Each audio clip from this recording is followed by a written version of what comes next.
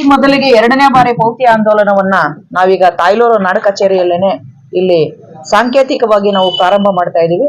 ಮುಂದಿನ ದಿನಗಳಲ್ಲಿ ತಾಯ್ಲೂರು ಹೋಬಳಿ ಎಲ್ಲಾ ಕಂದಾಯ ವೃತ್ತಗಳಲ್ಲೂ ಕೂಡ ಪೌತಿ ಆಂದೋಲನವನ್ನ ಮಾಡ್ತೀವಿ. ಸೊ ಪೌತಿ ಆಂದೋಲನ ಯಾಕೆ ಮಾಡ್ತಾ ಇದೀವಿ ಅಂತಂದ್ರೆ, ಸತ್ತವರ ಹೆಸರಲ್ಲಿ RTC ಮುಂದುವರಿತಕ್ಕಂಥದ್ದು ಉಚಿತವಲ್ಲ. ಯಾಕಂತಂದ್ರೆ ಅವರಿಗೆ ಯಾವುದೇ ರೀತಿ ಸೌಲಭ್ಯಗಳು ಸಿಗೋದಿಲ್ಲ. ಸತ್ತವರ ಹೆಸರಲ್ಲಿ ಖಾತೆ ಇದ್ರೆ ನಿಮ್ಗೆ ಗೊತ್ತು, ಯಾವುದೇ ರೀತಿ ಸರ್ಕಾರಿ ಸೌಲಭ್ಯಗಳು ಪಡೆಯೋದಕ್ಕೆ ಆಗೋದಿಲ್ಲ. ಹಾಗಾಗಿ ಅವರ ವಾರಸುದಾರರು RTCಗೆ ಬರಬೇಕು. ಸೊ ಆ ನಿಟ್ಟಿನಲ್ಲಿ ನಾವು ಇವಾಗ ಆಂದೋಲನದ ರೀತಿಯಲ್ಲಿ ನಾವು ಇದನ್ನ ಖಾತೆಯನ್ನ ಮಾಡ್ಕೊಡ್ತಾ ಇದೀವಿ. ತಾವೆಲ್ಲರೂ ಕೂಡ ಪೌತಿ ಖಾತೆಗೆ ಅರ್ಜಿಯನ್ನ ಸಲ್ಲಿಸ್ಕೋಬಹುದು. ಇದಕ್ಕೆ ಬೇಕಾಗಿರ್ತಕ್ಕಂಥದ್ದನ್ನ ಮರಣ ಪ್ರಮಾಣ ಪತ್ರ, ವಂಶವೃಕ್ಷ, ತಮ್ಮ ಒಂದು ಆಧಾರ್ ಕಾರ್ಡು, ಆಮೇಲೆ ಫೋಟೋಸ್ ಇಷ್ಟಿದ್ರೆ ಸಾಕು. ಇಲ್ಲೇನೆ ಅರ್ಜಿ ರೈಸ್ ಮಾಡಿ ತಮಗೊಂದು 3-4 ದಿನದಲ್ಲೇ ನಾವು ಖಾತೆ ಮಾಡ್ಕೊಡ್ತೀವಿ. ಸೊ ಎಲ್ಲರೂ ಕೂಡ, ರೈತರು ಎಲ್ಲರೂ ಕೂಡ ಇದಕ್ಕೆ ಸಹಕಾರ ಕೊಟ್ಟು ಹೆಚ್ಚಿನ ರೀತಿಯಲ್ಲಿ ಅರ್ಜಿಗಳನ್ನ ರೈಸ್ ಮಾಡ್ಲಿ. ಸೊ ಎಲ್ಲ VA, RI ಮತ್ತೆ DT ಅವರು, ನಾನು ಕೂಡ ಇಲ್ಲೇ ಬಂದಿದ್ದೀನಿ. ನಿಮ್ಗೆ ಯಾವುದೇ ರೀತಿಯಾದಂತ ಸಂಶಯ ಇದ್ರೂ ಕೂಡ ಇಲ್ಲೇ ಡೌಟ್ಸ್ ಅನ್ನ ಕೇಳಿ. ನಿಮ್ಗೆ ಯಾವ ರೀತಿ ದಾಖಲೆಗಳು ಬೇಕು, ಏನ್ ಬೇಕು ಅದನ್ನ ಇಲ್ಲೇ ಕೇಳಿದ್ರೆ, ಇಲ್ಲೇ ನಾಡ ಕಚೇರಿನಲ್ಲೇ ಬೇಕಾದ್ರೆ ವಂಶವೃಕ್ಷಕ್ಕೆ ಅಪ್ಲೈ ಮಾಡಿ. ವಂಶವೃಕ್ಷ ಇಲ್ಲದೆ ಇದ್ದ ಪಕ್ಷದಲ್ಲಿ ನಾಡ ಕಚೇರಿಯಲ್ಲಿ ಇಲ್ಲೇ ನೀವು ವಂಶವೃಕ್ಷಕ್ಕೆ ಅರ್ಜಿ ಬರೆದು ಇಲ್ಲೇ ಅಪ್ಲೈ ಮಾಡಿ. ಈಗಲೇ ಒಂದು 3-4 ದಿನದಲ್ಲಿ ನಿಮ್ಗೆ ವಂಶವೃಕ್ಷನೂ ಸಿಗುತ್ತೆ. ಡೆತ್ ಸರ್ಟಿಫಿಕೇಟ್ ಇಲ್ಲ ಅಂತಂದ್ರೆ ಒಂದು ₹100 ಬಾಂಡ್ ಪೇಪರ್ ತಗೊಂಡು ಅದರಲ್ಲಿ ಪ್ರಮಾಣ ಪತ್ರ ಮಾಡಿ ಕೊಟ್ರೆ ಸಾಕು. ಅದು ಡೆತ್ ಸರ್ಟಿಫಿಕೇಟ್ಗೆ ಅದನ್ನ ಕನ್ಸಿಡರ್ ಮಾಡ್ತೀವಿ. ಇಲ್ಲೇ ಅರ್ಜಿ ರೈಸ್ ಮಾಡ್ತೀವಿ. ಸೊ ಎಷ್ಟು ಜನ ತಗೊಂಡ್ ಬಂದಿದ್ದೀರಾ ಈಗ ಅರ್ಜಿಗಳು? ಸ್ಟಾರ್ಟ್ ಮಾಡಿದ್ದು ಮೊದಲನೇ ಪೌತಿ ಆಂದೋಲನ ಶುರು ಮಾಡಿದ್ವಿ. ಸೊ ಮಾಡಿದಾಗ ಅಲ್ಲಿ 4 ಹೋಬಳಿಗಳಲ್ಲಿ ಮಾಡಿದ್ವಿ.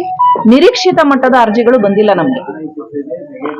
ಅರ್ಜಿಗಳು ಬಂದ್ರು ಕೂಡ ಅದಕ್ಕೆ ಸುಮಾರು ತಕರಾರುಗಳು ಬರೋದು, ನಮ್ಗೆ ಒಮ್ಮತ ಇಲ್ಲ ಮಾಡಬೇಡಿ ಅಂತ ಹೇಳೋದು, ಅಥವಾ ಇಲ್ಲ ಫ್ಯಾಮಿಲಿಯಲ್ಲಿ ಯಾರೋ ಒಬ್ಬರ ಹೆಸರು ಮಾತ್ರ ಖಾತೆ ಕೂಡಿಸಿ ಅಂತ ಹೇಳೋದು, ಈ ರೀತಿ ಎಲ್ಲ ನಮ್ಗೆ ಬಂದಿದ್ರಿಂದ ನಾವು ನಿರೀಕ್ಷಿತ ಪ್ರಮಾಣ ಮಟ್ಟದಲ್ಲಿ ನಾವು ಖಾತೆಗಳನ್ನ ಮಾಡ್ಕೊಡಕ್ ಆಗ್ಲಿಲ್ಲ. ಸೊ ನಾವು ಮತ್ತೆ 2ನೇ ಬಾರಿ ಪೌತಿ ಆಂದೋಲನವನ್ನು ಹಮ್ಮಿಕೊಂಡಿದೀವಿ. ಈಗ ಎಲ್ಲಾ ಹೋಬಳಿಗಳಲ್ಲೂ ಕೂಡ 2ನೇ ಬಾರಿ ಪೌತಿ ಆಂದೋಲನ ಮಾಡ್ತಾ ಇದೀವಿ. ಪ್ರತಿಯೊಬ್ಬರು ಕೂಡ ಯಾರಿಗೆ ಖಾತೆ ಆಗ್ಬೇಕೋ ನೇರವಾಗಿ ಬಂದು ಆ ಗ್ರಾಮ ಆಡಳಿತಾಧಿಕಾರಿನ ಭೇಟಿ ಮಾಡಬೇಕು. ಇವರು ತಾಲೂಕ್ ಆಫೀಸ್ಗೆ ಬರೋ ಅವಶ್ಯಕತೆ ಇರೋದಿಲ್ಲ. ಯಾಕಂತಂದ್ರೆ ಗ್ರಾಮ ಆಡಳಿತಾಧಿಕಾರಿ ಅವ್ರ ಲಾಗಿನ್ ಅಲ್ಲೇನೆ ಈ ಅರ್ಜಿಯನ್ನ ರೈಸ್ ಮಾಡ್ಬೋದು. ಹಾಗಾಗಿ ಇವ್ರು ತಾಲೂಕ್ ಆಫೀಸ್ಗೆ ಬಂದು ಭೂಮಿ ಕೇಂದ್ರದಲ್ಲಿ ಕೊಡ್ಬೇಕು ಅಥವಾ ಟಪಾಲಲ್ಲಿ ಕೊಡ್ಬೇಕು ಅರ್ಜಿ ಅನ್ನೋ ಒಂದು ಅವಘಡ ಬೇಡ. ನೇರವಾಗಿ ಅವರ VA, ಅವ್ರ ಸರ್ಕಲ್ VA ಯಾರಿರ್ತಾರೋ ಅವ್ರ ಕೈಗೆ ಅಪ್ಲಿಕೇಶನ್ ತಂದು ಕೊಟ್ರೆ ವಂಶವೃಕ್ಷ, ಮರಣ ಪ್ರಮಾಣ ಪತ್ರ, ಆಧಾರ್ ಕಾರ್ಡು, ಫೋಟೋ ಸಾಕಲ್ಲಪ್ಪ. ಸೊ ಇಷ್ಟು ಡಾಕ್ಯುಮೆಂಟ್ಸ್ ಅಷ್ಟೇ. ಇಷ್ಟು ಡಾಕ್ಯುಮೆಂಟ್ಸ್ ನ VA ಕೈಗೆ ತಂದು ಕೊಟ್ಟಿದ್ದೆ ಆದ್ರೆ ಅವ್ರ ಖಾತೆ ಮಾಡ್ಕೊಡ್ತೀವಿ. ನಮ್ಮ ಆಂದೋಲನ ಎಷ್ಟು ದಿನ ನಡೆಯುತ್ತೆ? ಈ ತಿಂಗಳೆಲ್ಲ ಪೂರ್ತಿ ನಡೆಸ್ತೀವಿ. ಎಲ್ಲ ಬೇರೆ ಬೇರೆ ಕಂದಾಯ ವೃತ್ತಗಳಲ್ಲಿ VAಗಳು ಪರ್ಟಿಕ್ಯುಲರ್ ಡೇಟ್ ನ ಫಿಕ್ಸ್ ಮಾಡ್ಕೊಂಡು ಮೊದಲೇ ಅನೌನ್ಸ್ ಮಾಡ್ತಾರೆ. ಈಗ ನಾಳೆ ಫಿಕ್ಸ್ ಮಾಡ್ತೀವಿ ಅಂದ್ರೆ ಇವತ್ತು ರಾತ್ರಿನೇ ಆ ಊರಲ್ಲಿ ಟಾಮ್ ಹಾಕ್ಸ್ತಾರೆ.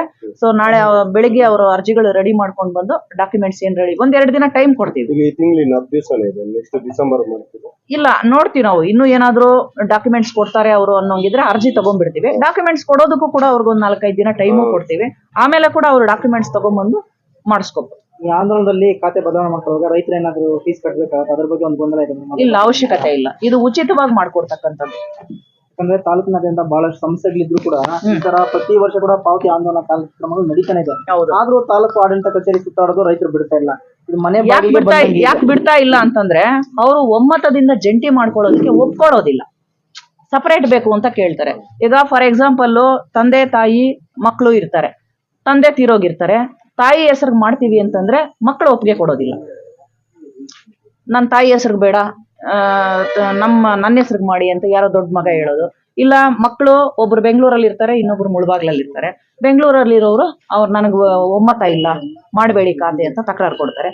ಸೊ ಈ ರೀತಿ ಆದಾಗ ಏನಾಗುತ್ತೆ, ನಾವು ಖಾತೆ ಮಾಡೋದಕ್ಕೆ ಆಗೋದಿಲ್ಲ. ಅದು ಪೆಂಡಿಂಗ್ ಯಥಾಸ್ಥಿತಿ ಆಗ್ಬಿಡುತ್ತೆ. ಯಥಾಸ್ಥಿತಿ ಆದಾಗ ಏನು ಉಪಯೋಗ ಆಗೋದಿಲ್ಲ.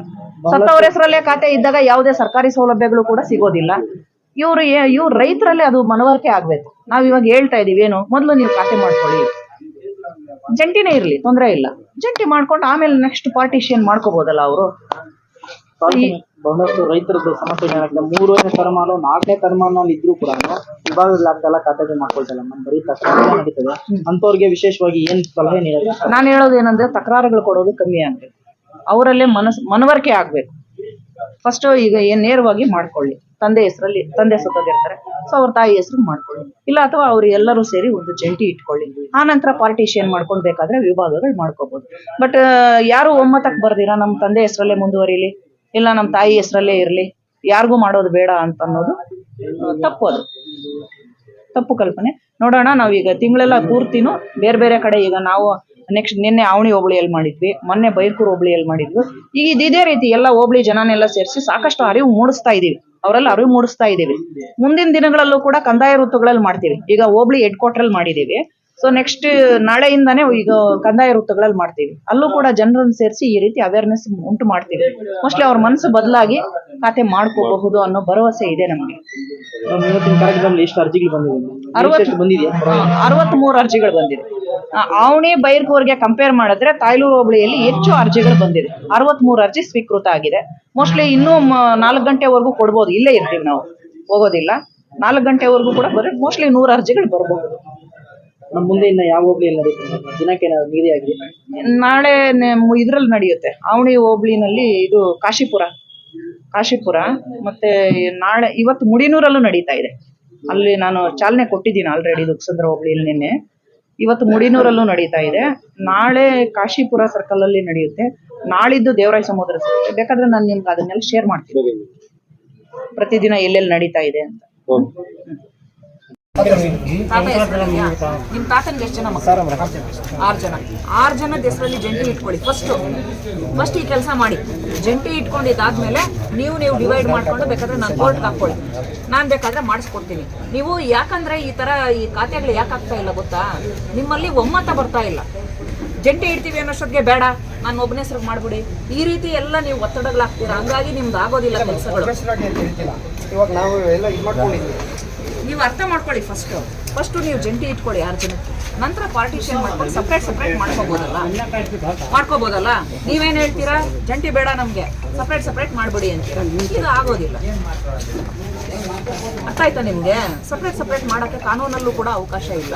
ಫಸ್ಟ್ ಜಂಟಿ ಇಡ್ಸ್ಕೊಳ್ಳಿ, ಆಮೇಲೆ ನೀವು ಸಪ್ರೇಟ್ ಖಾತೆ ಮಾಡಿ. ಈಗ ತುಂಬಾ ಜನ ಅರ್ಜಿಗಳು ಏನಕ್ಕೆ ನೋಡಿ, ಇವಾಗ ಇಷ್ಟು ಅರ್ಜಿಗಳು ಬಂದಿದೆ. ನಮ್ಗೆ ಇವಾಗ ನೇರವಾಗಿತ್ತು ಅಂತಂದ್ರೆ ಖಾತೆ ಮಾಡ್ಬಿಡ್ಬೋದು, ಪ್ರೋಗ್ರೆಸ್ ಬರುತ್ತೆ. ಈಗ ನೆಕ್ಸ್ಟ್ ಇದಕ್ಕೆ ತಕರಾರುಗಳು ಬರೋದು, ನೀವೇ ನಿಮ್ಮಲ್ಲೇ ಒಮ್ಮತ ಇರೋದಿಲ್ಲ, ಇವರಲ್ಲೇನೆ. ಇಷ್ಟು ಅರ್ಜಿಗಳಿಗೂ ಮತ್ತೆ ತಕರಾರು ಬಂದ್ರೆ ಖಾತೆ ಆಗೋದಿಲ್ಲ. ಏನಕ್ಕೆ ತಾಲೂಕು ಆಫೀಸಿಗೆ ಜಾಸ್ತಿ ಜನ ಓಡಾಡ್ತಾರೆ ಅಂದ್ರೆ ಬಿಕಾಸ್ ಆಫ್ ದಿಸ್ ರೀಸನ್. ಈಗ ನೋಡಿ, ಇಷ್ಟು ಅರ್ಜಿಗಳು ಬಂದಿದೆ, ಇದಕ್ಕೇನು ತಕರಾರು ಇಲ್ಲ ಅಂತಂದ್ರೆ 3 ದಿನದಲ್ಲಿ ಇವ್ರ ಹೆಸರು ಖಾತೆ ಮುಗಿಯುತ್ತೆ. ರೈತರೆಲ್ಲ ಕೇಳಿಸ್ಕೋಬೇಕು, ಎಲ್ಲ ತಿಳ್ಕೋಬೇಕು. ಇದಕ್ಕೇನು ತಕರಾರು ತಗೋಬೇಡ್ರಿ, ಹೇಳ್ತಾ ಇದ್ದೀನಿ ಅವರು.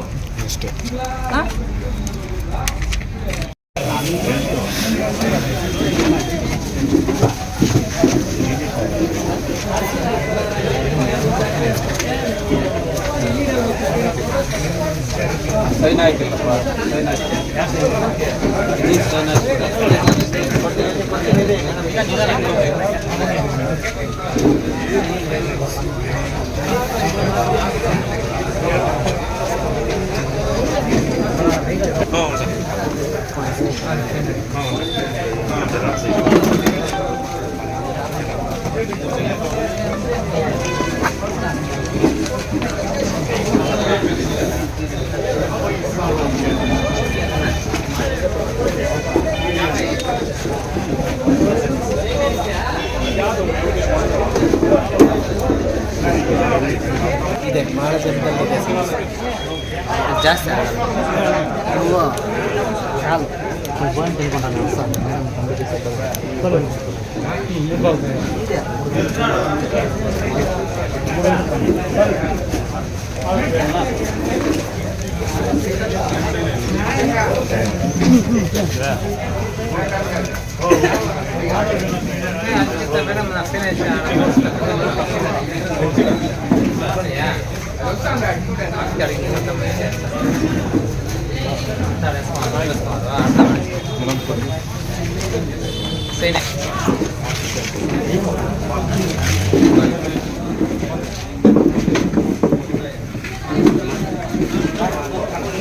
ಕಾನೂನು ಮುಚ್ಚ